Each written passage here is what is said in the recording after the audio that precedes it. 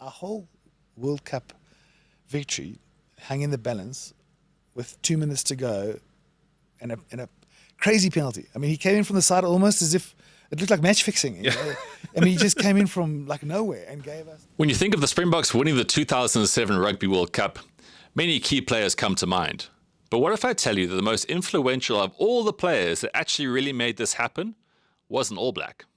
Now, I know it's going to sound crazy, but if it wasn't for the late actions of Rodney Sowealo in the 2006 Tri-Nations final match between the Springboks and the All Blacks, both Jake White and John Smit wouldn't have gone to the World Cup in 2007 at all.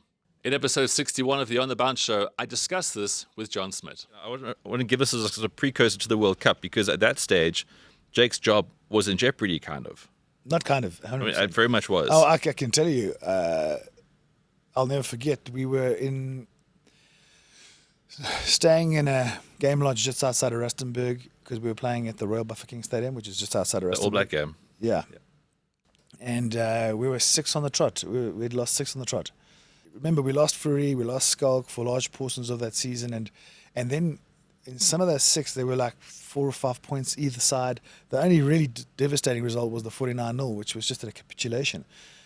But 6 in a row is pretty heavy going, and the media were coming and they were saying, you know, is there a split camp? Is it too many guys from this team? Has the coach lost the team, the change room? Usual endless speculation. All of that stuff, you know. And the beautiful thing is that not one guy turned on another. No one player didn't turn on manager didn't turn on player didn't turn on player, and it actually galvanized us by everyone just taking on the responsibility themselves. You know, so if it was me, then I'd say no, it's not Ben, it's me. I can throw straighter, I can tackle more, and that really galvanized us. But it did come down to one game, and it was that week we got called in by the president of the South African Rugby Union, and he sat Jake and I down in his lodge room. And he very promptly said, look, if you don't win this weekend, you both will be done. Oh, wow. Can be quite motivating. Sort of Tim Robbins stuff. I bet. And then I think it was Rodney Sowealo who gave away the penalty, which then led to... It's almost crazy to think that, you know, if it wasn't for that kick or that penalty, Jake and I would... But these are the margins. We end up winning the game, the last test of the championship, and we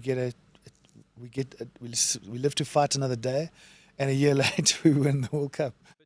Sure, I know this will probably just go down as another footnote in the incredible history of Springboks versus All Black clashes, but I don't think there's ever been a time in Test match rugby where the actions of one player has done so much for the outcomes of an opposition team.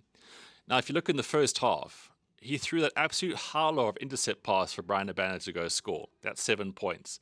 Also in the first half, he cleaned out a player completely off the ball as Andrew Hall crashed over for a try underneath the post. That's another 7 points. So now we've got 14 points plus the 3 of the penalty, which we all talk about. So in a match that was 21-20 to the Springboks, Rodney was directly involved in 17 of those 21 points that the Boks were able to score.